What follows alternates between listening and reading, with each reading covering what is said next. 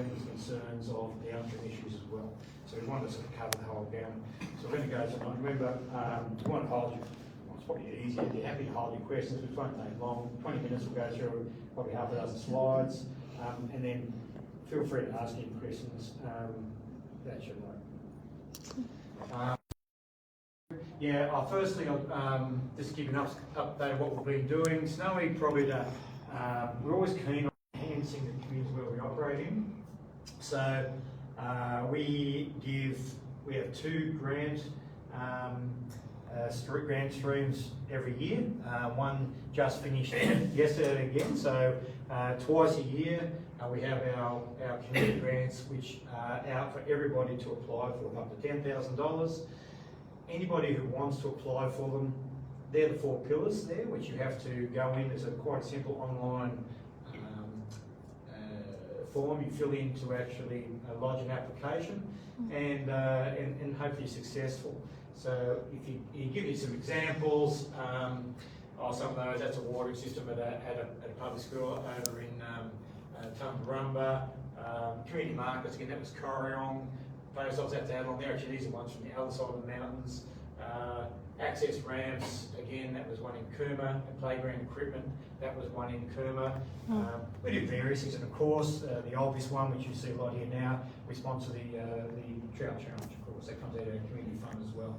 So I had a look at our grant applications this time and just flick it over, but I think it's only talking about some numbers. That's what I said, twice a year. To give you an example, that was round 1. This was a snapshot last year. 49 applications. I think we had 67 applications closed yesterday. So, and I actually got to say that the type of the applications coming through are actually a lot better. We're really keen to see leverage off them. So if we can see a bit of seed funding that comes through, there's a panel that actually there's a whole process behind assessing these. If we can really deepen what we do, we're really keen to enhance the community where we do operate in. That's just a snapshot. That was that's a yarning circle. That's the mayor over at Tuman with a local Aborigine group. That's an Narragansett group with a yarning circle. Classic case, we go from, I forget, it was under $10,000, but they got local people to come out and help with all the parking area, all the whole circle, all the gravel was donated. So they've actually been able to leverage of the money we gave them. And it's actually the kids go down there now. It's about it's great for the local people to be able to engage with the Indigenous community over there. So that's just an example of what we actually do. Next one, Drew. And again, we do our bigger ones. Again, just a quick snapshot. Clontarf, of course, that's for keeping Aboriginal boys in high school. We give up to about $20,000 a year into Clontarf. Doesn't operate here, but doesn't operate in Tuman. Also down the coast at Maria, and also Queanbeyan. And the interesting one, we just kicked off the STARS Foundation, which is the girls' version of keeping Aboriginal girls in school. There's only 4 of them around the state, which we sponsored the one in Tuman a month or so ago. And of course, an example of our STEM students, which is about $160,000 to 18 schools to keep kids in school, and of course have them interested in science, technology, engineering, and maths.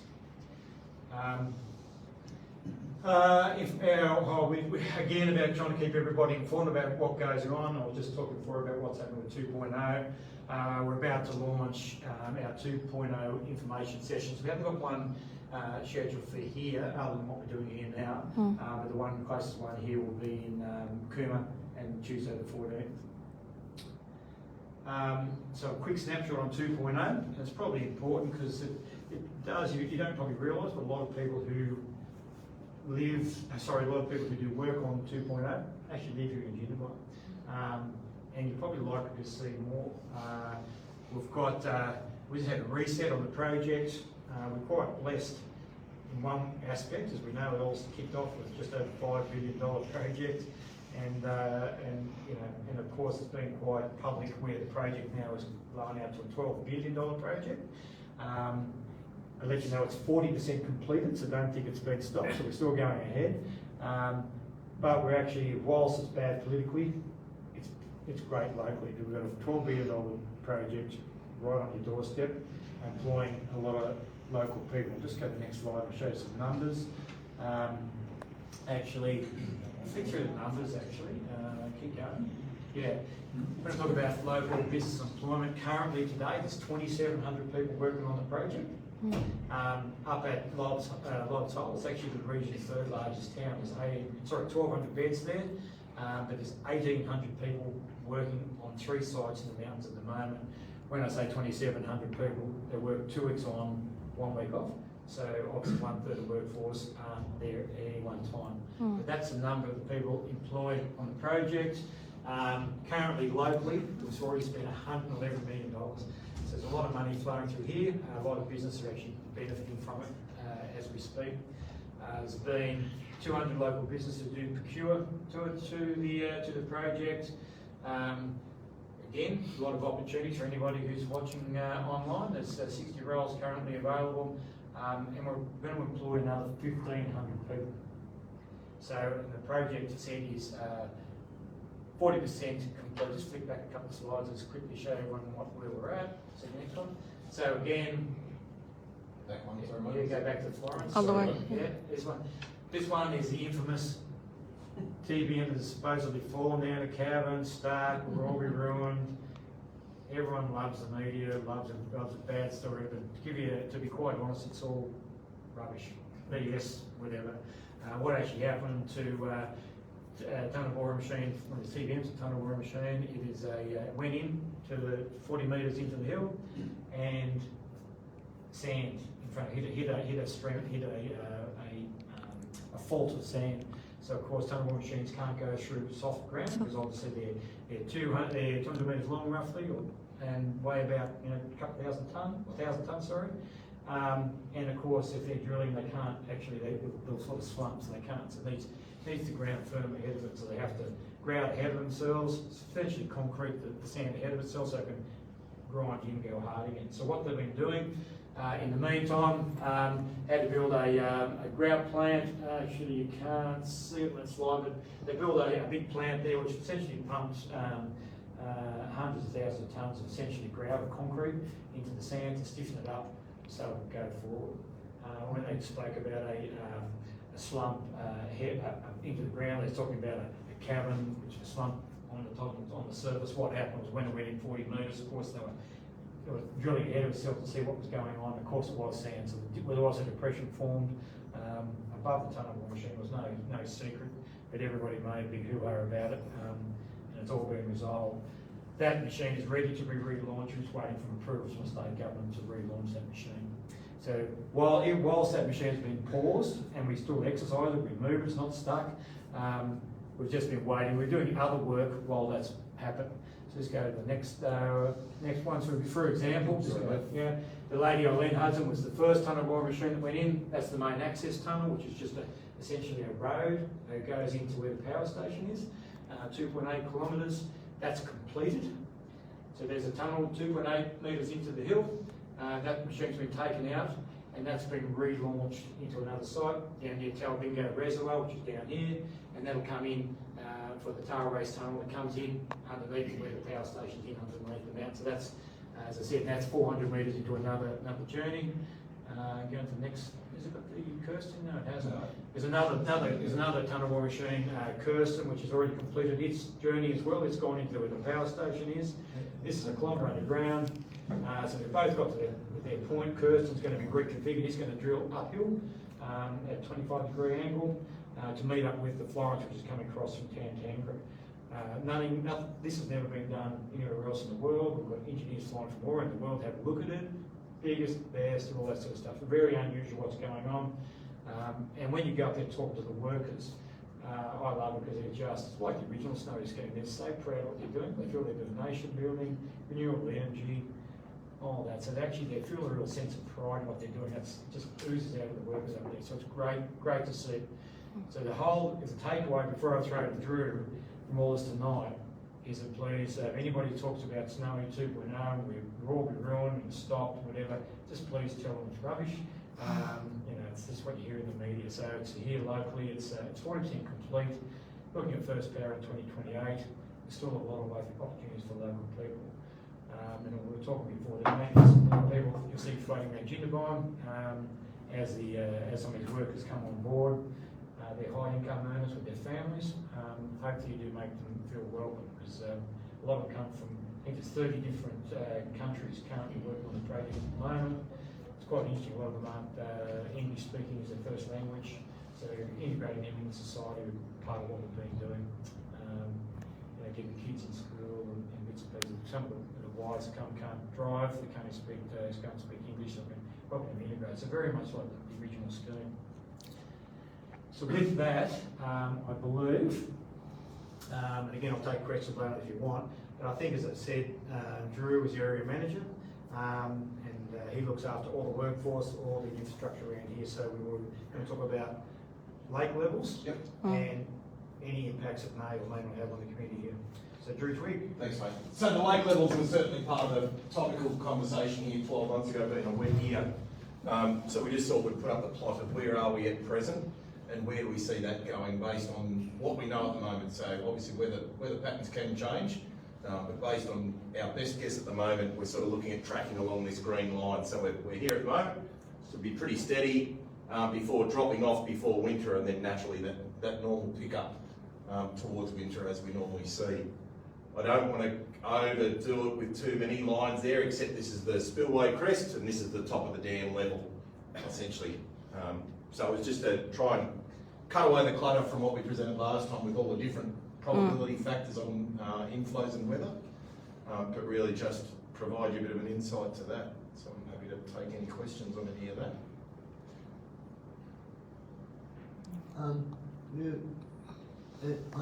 On your website, it's in percentages. Yep. Can you translate that into percentages? I can't say what's on the website because I haven't looked at the website. On the website, you're currently 69%. 69% active storage. Yeah. Yeah, could well be. that is what it says overlook. Yeah. Yeah. Yeah, this has just got lake levels here. So active storage there sitting around 200 gigalitres, which is around that 50% active storage. Mm. So where was it last year then? Was that up at the 400? Yeah, The we red- were getting the right blue up one. here. I don't have it on here, but if Okay. you track back to February, yeah, we were quite high there at that, when we had that high flow release. Yeah. Absolutely, yeah, when we had that really wet pattern come through and biggest release we've ever had from Jindabyne. Yeah, 3 years of a lot of rain. Absolutely, yeah. Yeah. Yeah, it wasn't a real comfortable place to be for any of us. Mm. So will we see it get that high again Quite likely. if we get the rains? In the lake. Yeah, look, if you get those wet patterns, as Yeah. you've seen, the whole scheme backed up right from Lake Hume, even Dartmouth. We had floods all the way along the New South Coast. Yeah, we're going to see wet patterns come again. But is it, so where's your dam ideal level to sit at? Well, see, for us, it's really anywhere in between sort of here and the lowest level, because it is an active storage. That water's all for irrigators for the Murray. So it is their water that they've already sort of paid for, essentially, to the bank. So it's really about what works for them. We have releases from Hume with Dartmouth feeding in. Will depend on how much the irrigators need, but also then there's environmental flows as well that go past that. Okay. So our requirement is to release under licence if it's a normal year, and let's just accept that there's normal years. They move around a bit, but it's a bit over 1,000 gigalitres a year we release into the Murray. And then from there, it's up under New South Wales government essentially about how they allocate those. We have nothing to do with the allocation essentially. So ideally you don't really want the dam at 100%. No, not really, because you don't allow yourself a lot of room for any changes in behaviour then. So you really want to be able to fluctuate it. You certainly normally sort of see a bit of a drawdown come in summer in preparation for any winter inflows. But it's usually really slow in winter, as you see, and then you start getting that spring runoff, which is where it usually picks up. We obviously had a pretty dry spring runoff this season too, pretty slow, and not a wonderful ski season, as tourism operators would know. It's not ideal for anyone. But certainly, it's given us a chance. The pumps have been really reliable. Their only way to get water out of here is either to release it through the spillway, which we obviously don't want to do being irrigators water, or pump it, and the pumps have been really reliable. They are 60, 70 years old, but the team do a good job of maintaining those and keeping them reliable. Can you remind me, Drew, what percentage of the water is let out down the Snowy River compared to water that might exit Jindabyne Dam from other places? Well, now I can't give you those figures. That's a James Perozzi Yeah, question. righto. And he's away at present. So it's You mean for the flushing flows and things like yeah, that? yeah, just where the water exits the Jindabyne, like the dam, this dam here, what percentage of it is controlled by releases compared to the percentage of it that might go somewhere else for the For hydro? the scheme, for operation of the scheme. I Yeah. couldn't give you a percentage off the top Yeah, of my head. okay. Sorry. Yeah, I'd have to go and ask our water team that one. But as far as controlling the water levels, and if you need to alleviate it, the only way to let it go is to out the dam wall. Yeah, in the event that the pumps weren't working, Yeah. the only other option for water to release out of Jindabyne is through the spillway and down, and it's obviously lost to irrigation. And you're saying that the irrigation, the water that's already sold, is that water that goes down the Snowy River, or is that water that goes down the Murray? No, it goes to the Murray. So Yeah. the only way we can get water out of here operationally is to pump it over to Jindabyne. Yeah. And then from there it goes through the Murray scheme and into the Swampy Plains River, which joins up to become So the Murray. water that goes down the Snowy River is just like overflow. No one's paying for any of that? No, it's your environmental flow. It's just flushing environmental flows, flow. and Okay, that- cool. And that was agreed. Yeah, Don't quote yeah, the dates, early yeah. 2000s. So really you want it to go somewhere else? Yeah, but I think James has Other presented than- before last year, by virtue of that, we need to actually have the dam above this level in order to achieve some of those larger flows. Yeah, So we start out at a relatively higher level than we traditionally would have been, which also increases our risk of being in a spill event like we were last year, yeah. because we start out a little bit I higher. think we organised some pre-releases last year. Yeah, Yeah, because actually the dam was so full, we had to get you had to approval apply to get more environmental released. flows. So you may, I think you have to keep a minimum, I think, you can take around about 13%, but there's you've got a leeway above that. So I think Yeah. you'd be down to sort of the minimum. Because otherwise flushing nothing will flows, yeah. exit So the, anyone yeah, downstream shouldn't see those large events where they couldn't cross the river, pumps were taken out. They shouldn't see that this year. There'll still be environmental flows. Yeah. But you won't see the big flows like you saw last year. No, you shouldn't. yeah. I remember being in the room and meeting the new owner of the Dalgety Caravan Park, and Oh, I yeah. the first year and Yeah, terrible flows. there was a lot of water, yeah. Oh, that's cool. I think the main thing you'll see there from Drew, you'll see like your Easter period there. You'll see where you're not expecting you see a flooded area for your Lake Lock Festival, for example. Yeah, And you can see there's still a relative, traditionally sort of down to back where you would normally expect it, probably where we are at the moment. yeah. Well, for us, I think we've sat in here with council in the past too.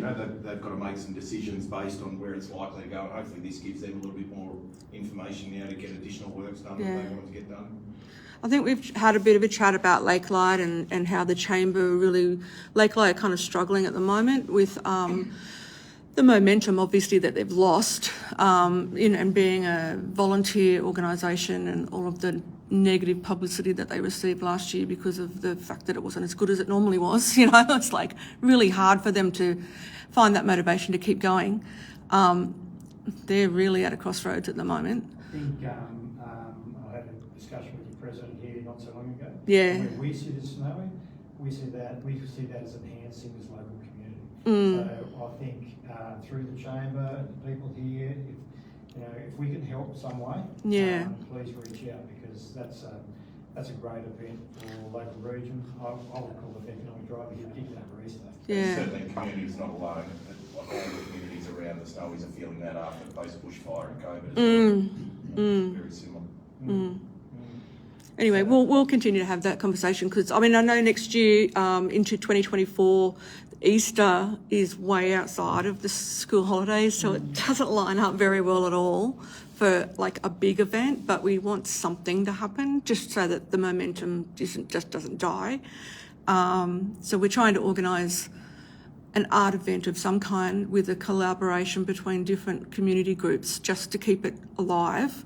And then hopefully by 2025, we'll have a foreshore back where we can have Lakelight back the way that it was.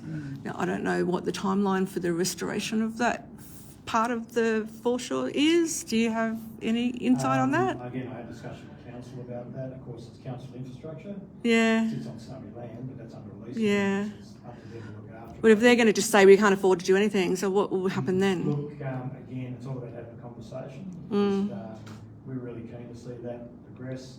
I've been working with Snowy Valley Sculpture Trail on the other side of the mountains. Again, that's a great local economic driver over there. Yeah. So I see this being something a bit different here too. So whilst can't give any real guarantees on the Snowy side of things, but I think the conversation has to be had. Yeah. To really whether we can help or not. There's a community meeting next week for the SAP guys are coming back to town finally. I don't know what they've got to tell us yet, but the idea of restoring or, working on this growth precinct as the foreshore and the park, and that was like the top of their list, I think. It's been so long since they've had a SAP meeting, I can't recall what their top of their list was. But we would hope that would be at the top of their list so that, we can at least have something. We've been fully supportive of the SAP to the Snow. People have understand, but we probably gave, Copperton, a large Yeah. as you come across the dam on the right hand side, we gifted that to council. So there could be, all the water treatment plants put in there for the growth of Jindabyne. Yeah. So again, that's significant. I know. It was frustrating, when SAP sort That's of one of their priorities. went through their review process as well, and everything just got put on the back burner. And so basically what happens is nothing happens in Jindabyne. We're just waiting for, someone to come and rescue the situation. Yeah, I had some discussions, high-level discussions with some of the SAP people there a few weeks ago, waiting for the budget.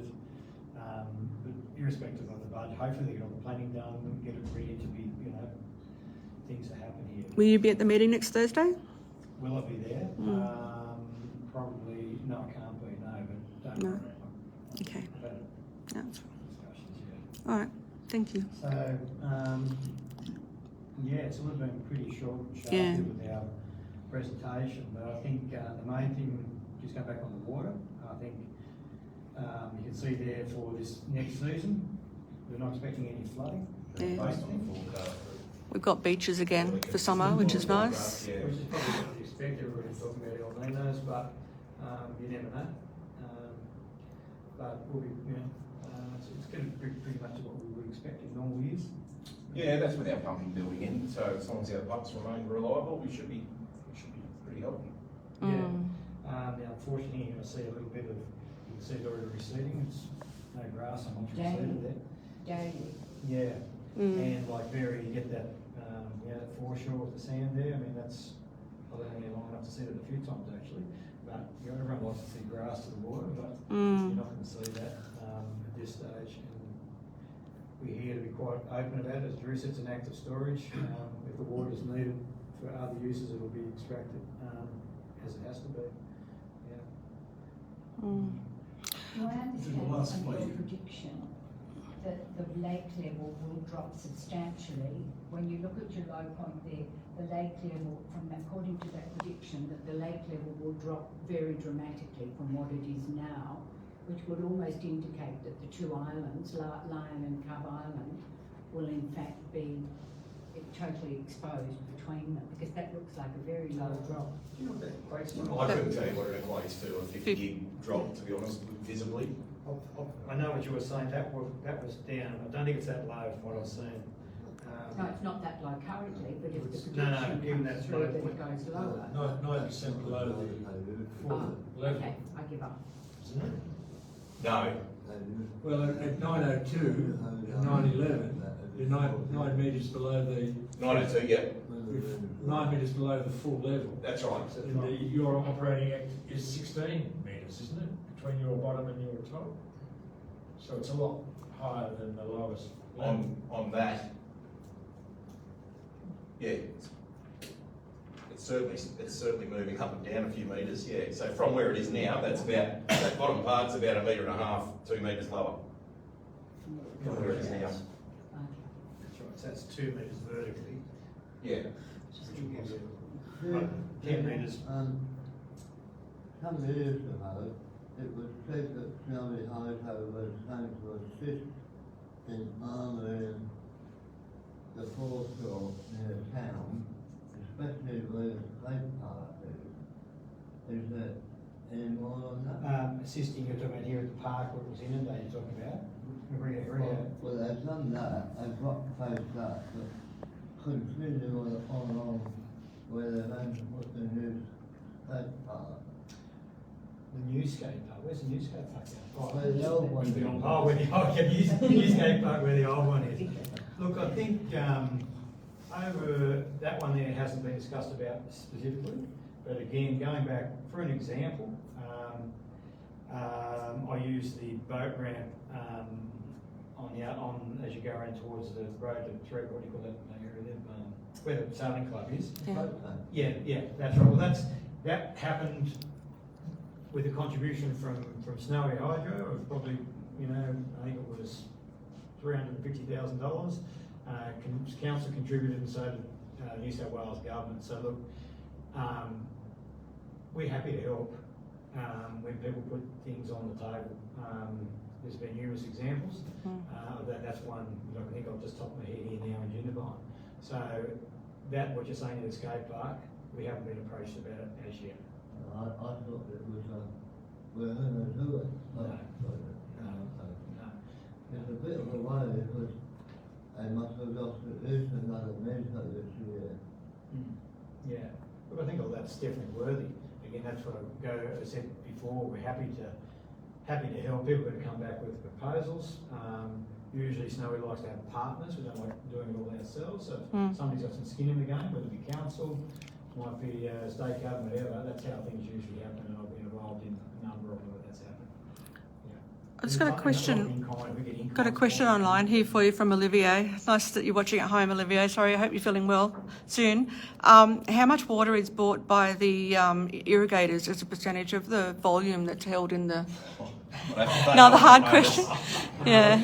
Just as an overview, Yeah. whatever falls on the mountains has to be released every year. Yeah. Yeah. So that's an overview. We don't own the water. No. We just get to manage it through Drew's power station, whatever. So if we have a season like this one where there's been less precipitation, there's less, water coming down into the lake, and a certain amount of it's sold, we're going to end up with a lower level than what we anticipate here? Yep, so I can explain that. So the whole premise of the scheme was to drought-proof the food bowl. Yeah. Capture the water, store it, and send it down. And so, provided we start at a certain level, Yeah. it's designed to provide 10 years of drought. We've got enough in there. So 10 years of delivering that same volume of water to grow the food bowl. So we're presently pretty close to that position where we're back. Which is to why our- you would be hesitant to let water out unnecessarily too, like last year. Particularly if we've got a sense that we might be going into a dry spell. Yeah. If You we've don't got a want sense that we're going into a dry spell, essentially we've still got to be able to deliver that water. Mm. As it does deplete, absolutely, then the dials start coming down, but essentially we're designed to deliver that volume of water for 10 years. And it can't fall below a certain percentage either, because then you are unable to do That's the right. environmental flow Yep. out of the snowy, Yep, because so it's it challenging. just won't fall out if it's too low. Yeah, okay. Can I got one other question for you? What's the effect of the accommodation relief? Like at the moment, you've got, I know when Snowy 2.0 first started up, the pressure on the accommodation and the housing market was huge. People were getting kicked out of their homes so that Snowy Hydro workers could come in and pay, triple the rent, and landowners were, property owners were, happy and whatnot, but we had a lot of pressure on the cost of housing and the cost of living. And I notice now that you've got a lot of camp arrangements. Now you've got beds and, I don't know what you call that, just like a mining camp, basically. Yeah. How much accommodation do you rely on from the residential market now compared to? The concept is to have all the workers on site. So currently there's 1,800 beds on site. As I said before, there's 2,700 on the workforce. 2,700 on the workforce, there's 1,800 on site. We're about to build another 300 camps on site. Yeah. So again, so that's to keep the pressure off, the local community as best we can. But remember, there's still a significant amount of workers who are white-collar workers who aren't up on site and living in a local community. So I think in Cooma, I think it's 270 houses rented in Cooma, I think at the moment. We've got families, we've got 80 families living down the south coast at the moment, in Bega, Marimba and Panguna. again, that's causing, we're trying to, you know, not to cause too much housing stress, because Yeah. obviously wherever you go across, And draw from the local workforce that are already here. Everybody's tight for accommodation. We built an accommodation camp in Cooma, just behind The hotel, yeah, I saw all that. That's I thought, Jindabyne oh, Ridge, we call it. That's 127 beds in there. yeah, it works fine. Which has been great. For example, there's a motel in Cooma which is fully taken over. That's Yep. for people coming in, out. Do you still do the snow goose? Is that still all Sorry? taken up by you? The snow goose over in Adaminaby? You Yes, still? we use the snow goose, but we're not. We actually had all Adaminaby full. There was a bit of a pushback because we felt we were being detrimental to the tourism accommodation. Yeah. Because we didn't want to try. They've and had such a down, so bad actually year. We actually purposely pulled out. I think there's only about 16 houses rented there at the moment. So we give them plenty of room, but sort of funny how that's panned out with a pretty poor winter. They wish we were still there, so it's really hard to get that balance. I know with the Snowy Trout Challenge this year, the Adaminaby businesses, I don't think there's any sponsors from Adaminaby this year because they just can't afford it. Is that right? Yeah. Yeah, so we're really conscious, and again, as I said, if we increase the workforce, maybe they might come out to Jindabyne. But before we do that, we'll make sure we come and talk to the community. We don't want to make sure we do the wrong thing out there, because you obviously rely on the accommodation for your tourism as well. But on the other hand, some people may welcome us as well. So Yeah. some interesting numbers there in the accommodation. As you said, you know. I've noticed that the property prices in Cooma have sort of settled down a bit now, and I think the rental prices are kind of not too bad. Not so much in Jindabyne, but in Cooma, I've noticed that they've definitely come off the boil. Yeah, it's definitely put pressure on. There's no doubt about it. There's only, that's just It the is way what it is, I know. We're just trying to work with everybody. Yeah. Can I ask a question about the environmental flows? Mm. Can you help me with those? Maybe. I'm certainly not the oracle on environmental flows. We need James here for that. I'll take it. So you can't take my word as gospel. One was happening last week. Yep. I think it was about a week long, wasn't it? Right, yeah. Water. I think it was about that. It happens every spring. I think Yeah, they I have. know. Yeah. I just wanted to ask, these are programmed in by your requirements on the water licence, aren't they? That's my understanding with New South Water. Also, how much is released? Is that determined in any relationship with the amount of Rainfall, I think. I can't answer you on how they calculate that determination, but they do give us that target. So I'm not sure how much of a say we've got in what those targets That are. question was asked last year, and it was determined on the amount of rainfall that they'd had during the season. If that's what James said, he was certainly the oracle. And Yeah. That's what I thought. but yeah, sorry, I can't give you a definitive answer there. That's sort of certainly for the water team. In terms of what happens around the foreshore, then, being that now we're dealing with rags to riches now, aren't we? Many vigorous discussions about lots of water, and now Yeah. many vigorous discussions about not a lot, because we've forgotten now Feast and as a famine. community what it's like to have a lake low. And I know, we still haven't paid its quarry out of the water yet. And for years that was there.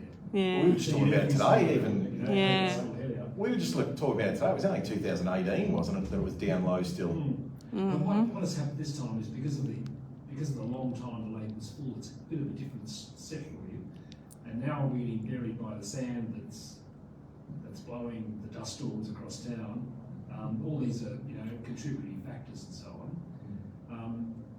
But it seems to me that there's a bit of extra work to be done to cope with the two extremes of the levels of the lake, as managed by you guys and also provided by nature itself. So you've only got so much control over it. Yeah. So in terms of revitalising the town infrastructure when it's flooded, that's one issue, and then maintaining the town's infrastructure when it's covered in piles of sand is like another thing. And I hope that usually council are here, aren't they? Usually. Yeah. Council did receive a grant recently from the. There's a really important connection between you guys and council. And if you remember when we were talking about the floods, we did say that please don't get too caught up. It'll be not long when we talk about dirt and sand. I mean, I know they're listening. You guys are talking to each other. Yeah. You have these regular meetings, but there's not a lot of visible signs of that, Yeah. of those conversations. You know, I mean, they cut some trees down, okay. Yeah. Have you seen issues with the sand? That's what you're saying through town.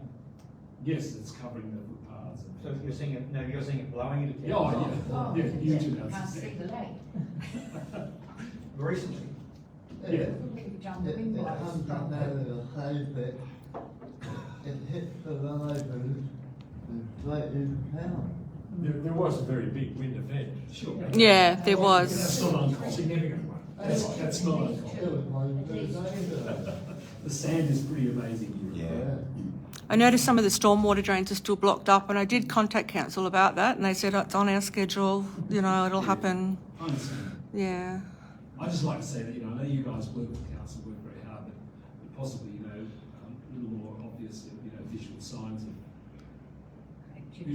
what the results of those conversations are. So, obvious signs are saying cleaning up around that footpath, or what would you call an obvious sign? Yeah, they had signs and they put notices out. I guess if you follow the council's communication, you'll see it, but if you don't, then maybe you won't. Yeah. But the environmental flow, just going briefly back to that, it's if it's linked to the incoming, or I understand that it is. For example, you can only get from rain or snow, so that environmental flow does vary in its volume. I think that's true, isn't it? I It's believe so, not but fixed I'm hesitant to commit to you because I'm certainly not the guru in that space. The maximum minimum, depending on the inflows, that's quite right, works within a parameter, depending on the projections, and we have the pre-releases as well. So there's actually a formula which The water team. yeah, which we do, you are quite right. Yeah. It's all determined by predictions and what we've done previously. Right. Most people in Jindabyne, if they know that the lake's going to fall by another 15%, 20%, will be shaking their heads, I think. Not looking forward to that. Yeah. Mm. So, I mean, the advance warning is prepare yourself with your comms team. Well, that's why we're committed to keep coming back here too. Yeah. Like, you know, Yeah. you know. So again, yeah, you think we should be telling people more that the lake's going to fall? Well, I mean, you could just have. Yeah. It's out there, you know, But there's not many people. get that picture out. That's Yeah, that's right. down. Yeah. So at least, you know, if you're told you can make a fuss about it, it won't do you any good, but at least you've been told. Yeah. The dirt roads and the tracks that lead down to the clay pits, and also, you know, in front of the stage there, and they're all a bit rough, eh? Like, I don't know, like, we can grade roads. Does council just need to grade that too? Like, because it's really, unless you've got a four-wheel drive, you can't drive down there. It's not great for tourism, especially for summer. Yeah. It looks a bit crappy, doesn't it? It does, yeah. It's near the sailing club even too. I drove down there the other day, and it's pretty ordinary. Yeah. The dead trees are now being felled, and sort of stumps sticking out. But not. They'll be taken out, the stumps, I believe. Yeah, in due course, whenever that is. Less stabilisation of the area anyway. It's really quite dramatic. I mean, it's not like, you know, one of the other lakes which only a handful of people go to, and, you know, if you're fishing and worrying around. Yeah, it's quite heavy use. Well, particularly the foreshore right from Jindabyne. The yabbies, what are they called? The yabbies having their what did they do? The surf life saving stuff this summer? Because I know they had to cancel it a few years running because they didn't have a foreshore. You know, there's a whole lot of factors at play there, but Yeah, they're not sure. they're not sure still. Oh, okay. It's got a lot to do with the fact that they lost all their, their The momentum and the volunteers and yeah. They've still got all their equipment, so they don't have a structure to run it at the moment. Yeah, right. Oh, the dragon boats are okay. Sailing club and dragon boats, you know, those clubs are okay, but I'm not sure about the others. The yabbies, yeah. Surf life saving stuff for the kids, yeah. And with the pool being out of action for so long, you know, these kids will learn how to swim somehow. You know, we're Australians after all. Have you started on the main machine cabin? We have. How far? I didn't get into that, but the machine cabin's going to be 250 metres long, 50 metres wide, and about 50 metres high. So you get 2 lengths of a footy field. You could hold the state of origin underground if you wanted to. So how are you removing the soil? Yeah, it's actually currently they're just as I said, 2 tonne bore machines have reached the cabin, and they've started some early drill and blast. They're actually doing some core samples at the moment to actually work out how they when they. I think of the term. It'll actually be taken out manually. At the moment, they've got their drilling and blast taken out with little tippers. Yeah, they come out. So yeah, they're doing that as we speak. So it'll take a couple of years to excavate the cabin. Have they got a complete face already? A complete face of the cabin. No, they're actually at the top. They've gone to the top of the machine hall, and then they're actually going to go across the top, and then they're going to keep. They're going to work down like that to actually do it. Is how they're going to actually do the cabin. To get it down, but yeah, the dimensions roughly, 250 metres long. No, the main access tunnel doesn't come in at the bottom.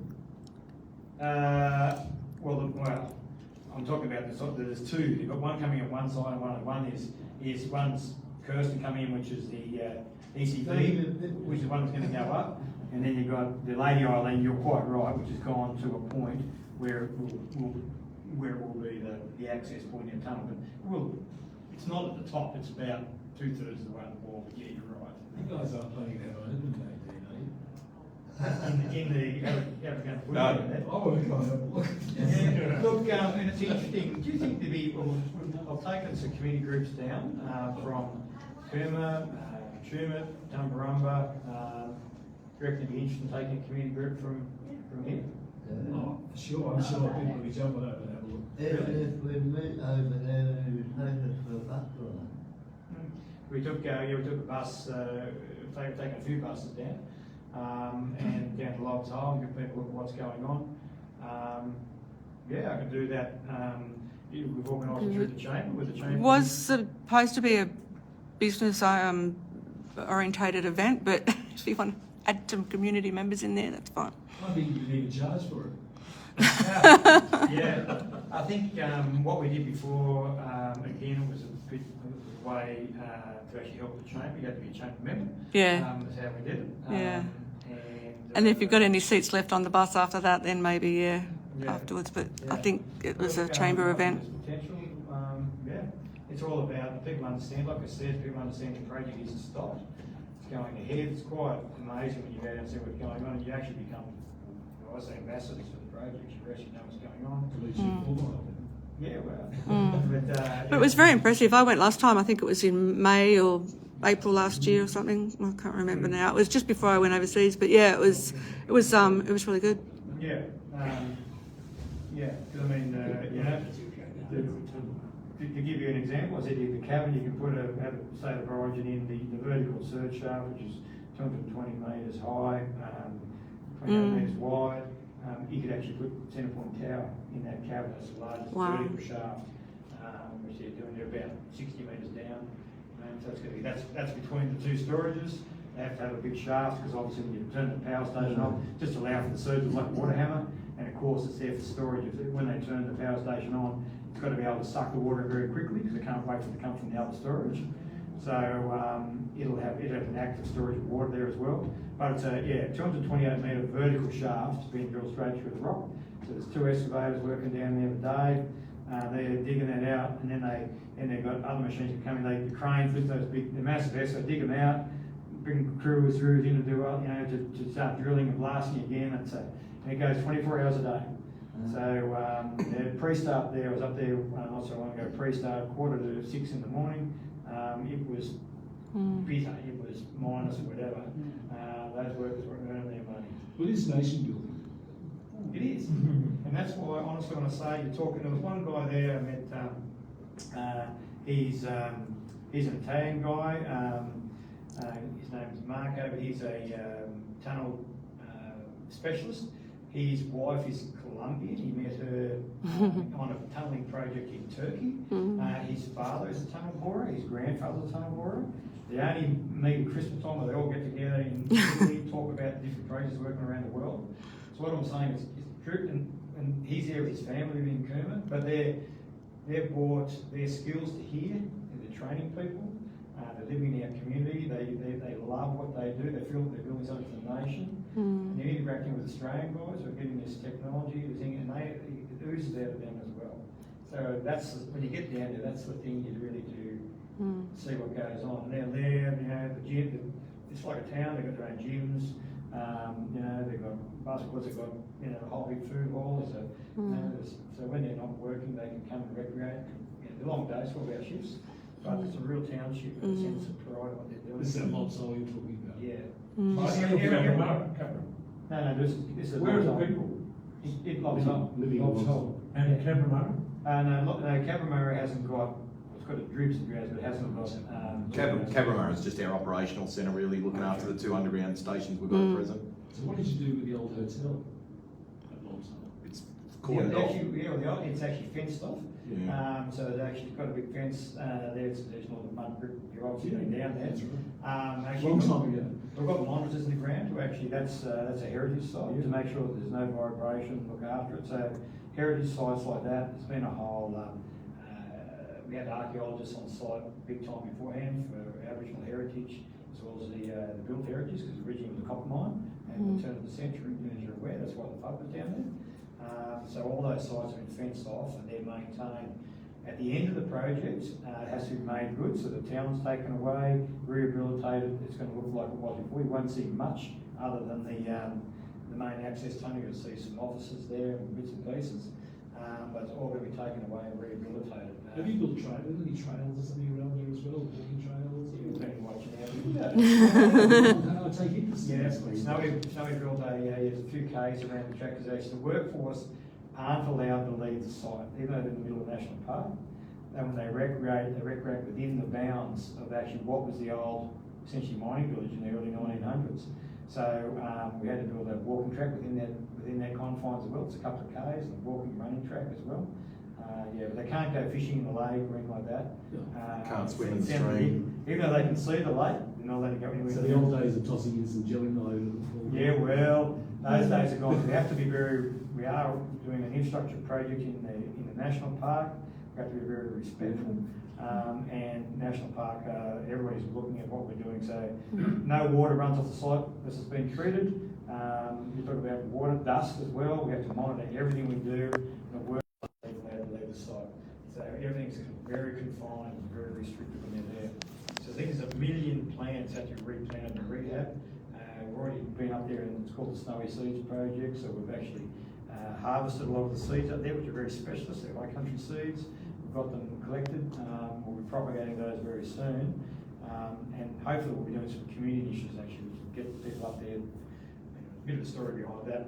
It has to be 1 million plants replanted to make it essentially put it better than it was beforehand. So yeah. I got a touchy question for you. I'm hesitant to ask this, but I will ask it anyway, because if it's a good result, you could be quite proud of it. What is your incident rate like? Incident rate? Look, safety, we know the original scheme, sadly, there was some losses of life. So we're super strict on up there. Actually, we had, I have got that figure. We had, right, I'm going to say the number, but thousands of hours without an incident we've had, which we met. It was a big party there on site here recently. Yeah. Oh, it means a lot when you have a great one. Site, everyone has to wear, you're not allowed on site, you've got your glasses, your gloves, full protection gear on. Or everyone's alcohol, drug tested on site. You're allowed to have 2 light beers at the camp at the night, that's what we're allowed to have. Okay. So that whilst it's a wet camp, you've got to be very restricted on what the alcohol they can have. Anyone caught breaking the rules, it's dismissal. So yeah. Yeah, So and the fatigue's white managed band- fairly well on site because you're not travelling too far. Yeah. Yeah. We have hit some big milestones with no witnesses on site. I can't give the exact amount of hours Yeah. of work, but I count it off them. I just say my husband works up in the Hunter Valley and they Very, lost very one, mindful of lost someone on the other safety. day. As Snowy is in general, everything Drew does, they talk safety. You talk safety day in, day out, which is fantastic. So as we all know, Snowy that's where even wearing seatbelts came from the original. So yeah. Cool. So Okay. actually That's going to be part of, or potentially part of the new museum in Perth. They're going to have the seatbelt tester on display. And, yeah. So, yeah. So, the original tsunami scheme brought coffee to Australia and seatbelts. So I want to say to everyone, when you go, pick up your coffee in the morning and put your seatbelt on, you think it's no idea. So, And piano recording. And for years, all their cars were limited to 80 kilometres an hour. hey, sorry, say that again, sorry.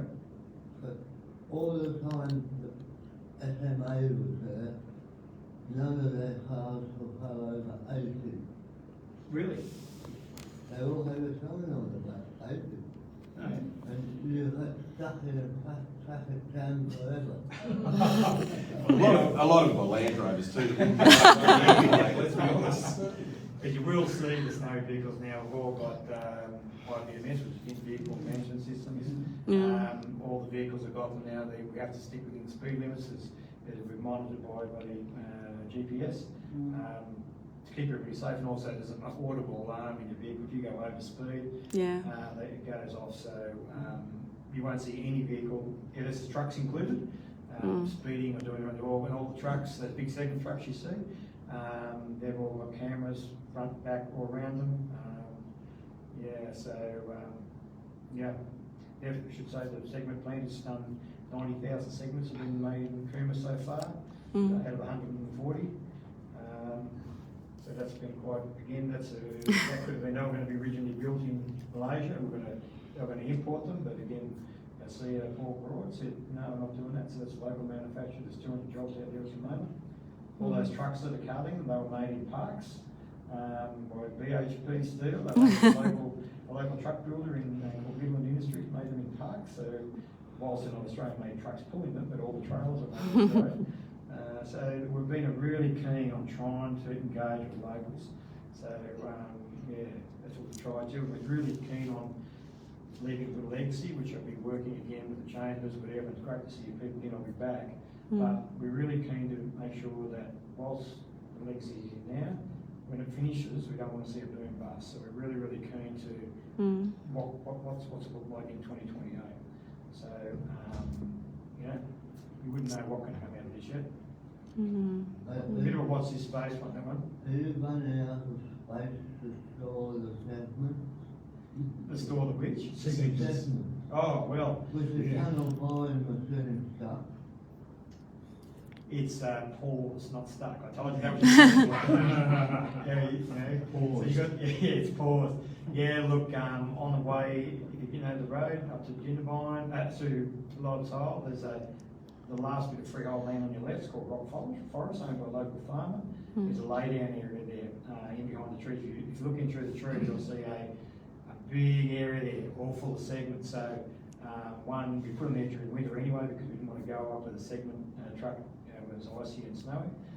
But they're actually being transported up there now, so they're ready to go. But you aren't quite wrong, at the point. Sounds good. Yeah, sounds good. It's a good question. But that farmer, that's under a lease arrangement with the local farmer there, and it's been really good. There was an area not on your website that flat, and I thought, there's no way down. It was looking pretty full, wasn't it? I saw it, that was at Polo Flat, of course. There's miles of segments. So just about to reconfigure the that again. That's a concrete precast plant there at Polo Flat, making those segments, and each one's marked and got a special spot for it. But now we're starting to go an incline, and so those have to be thicker and stronger, and they've got special steel in them. Okay. So they have those. So it's actually they're re-moulding in there at the moment. So there'll be a thicker segment. The steel in them is a special steel working under extreme pressures because that has to hold that water pressure that comes out of tanker, of course, massive water pressure. And of course, tunnel boring machines, as they work, they drill uphill. They actually push against the segments. What they do is they drill, and then they put the segments. There's 9 segments to a ring, and then they've got big hydraulic guns who push against it. And so they push them to up the hill. So you've got all that weight and drilling at the same time to push up the hill. So I think I saw a figure. It's about $500 million worth of steel to go into this 1.6 metres of incline pressure shaft. So it's quite high tech. They interlock together as they go. It's a whole process, but again, never been done in the world. That's why it's really quite interesting. You buy it in bank or you bend it yourself? Are we, sorry? You're buying The a bit. reinforcing steel. Yeah. Are you doing that yourself or? That is a really good question. No, that's been contracted out. Some was, but no, I believe that's been, well, we haven't really started doing it, but I believe that's going to be a contract. Australia, in Australia. Oh, Yeah, it's not Australian steel though, unfortunately. No one in Australia makes it, from what I believe. So yeah, it's very, very special steel. But they're questions I can actually find out. I'm pretty certain I'm right on that one. Yeah, we'll bring it on Fairly- open day. Then we can all have a look. Righto. But you asked some really good questions, eh? I can only a few of the answers. Yeah. May I say thank you for the mail drops that you do in Jindabyne? The which? The mail drops from time Oh, you to like time. I think they're excellent. It gives people a. The leaflet. What's going on. I find them really good. It's really interesting. You know, we stopped them for a period of time. I just thought, oh, they finished. Yeah, and then everybody felt that, everyone thinks, oh, everyone got a phone, or what's the different? A lot of people don't. They like to actually pick something up and read it. So Yeah. So we got really good feedback. What you just said. The website book is only once a month for 3 minutes. The book lasts forever. Yeah, that's it on the coffee table. That's really good feedback. Well, there you go. May I go back to Jindabyne? Yep. 2 questions, please. I won't be long. One, I've just thought it was the Jindabyne is the, out here, the, what used to be the town common. That's The now, park. the park. Badger Patterson. Yeah. Yeah. No, Yeah. A bit of a bowl now, isn't it? Yeah. Yes. I thought it originally was the town common, but whatever, doesn't matter what it's called. Is that anything to do with Snowy? The fact that the water level seems to be consistent, when there was water in it, was consistent with the lake level. So it's just a big mess out there now. Is that anything to do with Snowy, or is that? It's like you're saying, it was flooded last year, as we all know. I believe that's been rehabilitated by council. That was my understanding, yeah, council did say they'll be doing works to sort So of, it is the council, Correct, that was my nothing to do with understanding. Snowy. It's certainly linked with the lake level and the drain that was in there, essentially. Yeah. And as part of the special activation precinct, they were talking about raising that whole level Yeah, I did and discuss raising the that last year, walkway up about 1.5 metres so that it wouldn't happen again. But they need money to do that. Unfortunately, it doesn't come in over the top. Yeah, I'll believe it when I That's see right, it. through the drain. But they did talk about it last year. I thought that they had some remedial works there to do and change the layout of that area. So it's part of It's that. sort of ironic that they're using disaster relief money for something that was never a disaster in the first place. Exactly right. And my last question is the water intake for Jindabyne seems to come a few metres, 100 metres, down from the Moonbar outlet, from Moonbar Creek, which strikes me as perhaps a potential difficulty for our clean water, the residue. You're talking about turbidity. You're talking about the turbidity that comes from the Moonbar that comes in. Quality of If Jindabyne you water, call actually. turbidity all the muck that comes out of the aqueduct, that's turbidity? That's been addressed. You know a bit about that? Yeah, look, we've turned it out a couple of times just to make sure that we weren't contributing to any of the silt and sediment in the intake. But we're aware that there's a concern and there's a belief that it's coming from there, but none of our water testing is certainly showing it is.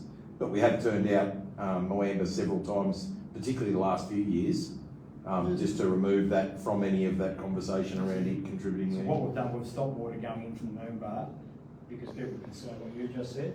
As in, when he's turned out, it means he's turned it down to the snow. Yeah. Why can't you, on that outlet, can't you put a pipe down lower so it doesn't come out on the surface? Look, they'll be doing a full desilt on that this year anyway, trying to put machines in there. They'll turn it out in summer. Is that the Snowy doing that? That'll be the Snowy doing that, yeah. Moamba's our intake.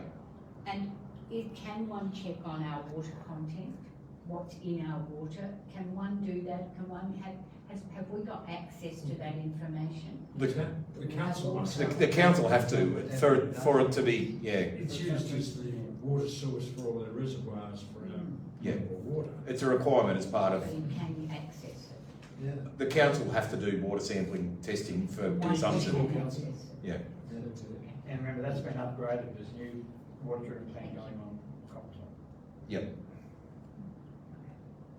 Thank you. Okay.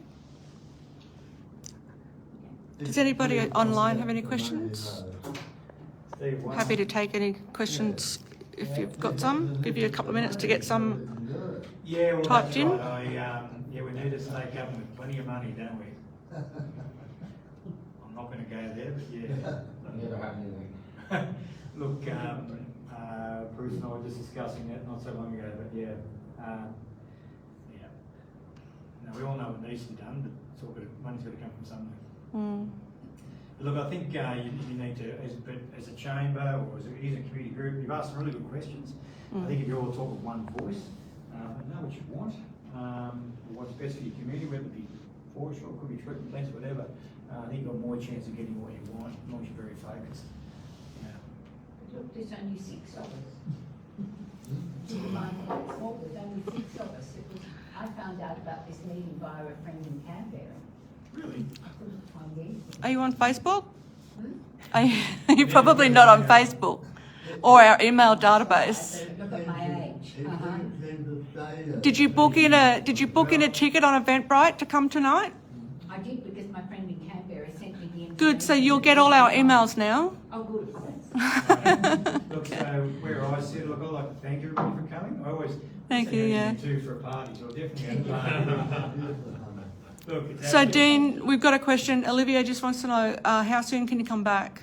Oh, How what? How soon can you come back? this time next year. Look, Like, when I- would you like to schedule the next one? Because we're doing these regularly, so maybe I'll catch up what's, with Olivier, every once a month. every quarter or Like, something? and Drew is there, he's here regularly.